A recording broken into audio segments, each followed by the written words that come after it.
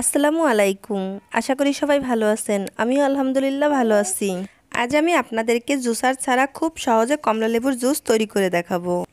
এই কমলালেবু আমাদের রোগ প্রতিরোধ ক্ষমতা বাড়াতে সাহায্য করে। তাছাড়া জ্বর, সর্দি, কাশি সারাতেও কমলালেবুর জুস বিশেষ ভূমিকা পালন করে। তাহলে চলুন জুসটা কিভাবে তৈরি করতে হয় দেখে নিন। এই জুসটা তৈরি করার জন্য আমি এখানে কিছু কমলা নিয়েছি। এখন আমি হাত দিয়ে এভাবে কমলালেবুর খোসা ছাড়িয়ে নিব। এই জুসটা বিশেষ করে বাচ্চাদের জন্য, কারণ বাচ্চারা আস্ত কমলালেবু খেতে চায় না। তাই কমলালেবুদের জুস করে দিলে তারা অনায়াসে খেয়ে নেবে। আজ জুস তৈরি করার জন্য কোনো ইলেকট্রিক জুসার ব্যবহার করব না। হ্যান্ড জুসার দিয়ে আমি কমলালেবুর রসটা বের করে নিব।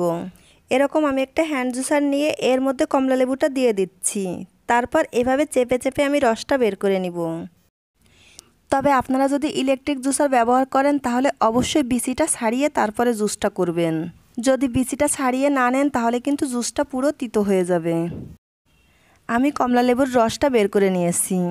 দেখতেই পাচ্ছেন খোসাটা কিন্তু আলাদা হয়ে গেছে। এবার আমি জুসটা তৈরি করে নিব। আমি এই কমলালেবুর রসের মধ্যে দিয়ে দিচ্ছি সামান্য পরিমাণ বিট লবণ। তারপর দিয়ে দিচ্ছি 1 টেবিল চামচ চিনি। চিনিটা আপনারা আপনাদের টেস্ট অনুযায়ী দিবেন। এবার দিয়ে দিচ্ছি ফ্রিজের ঠান্ডা পানি।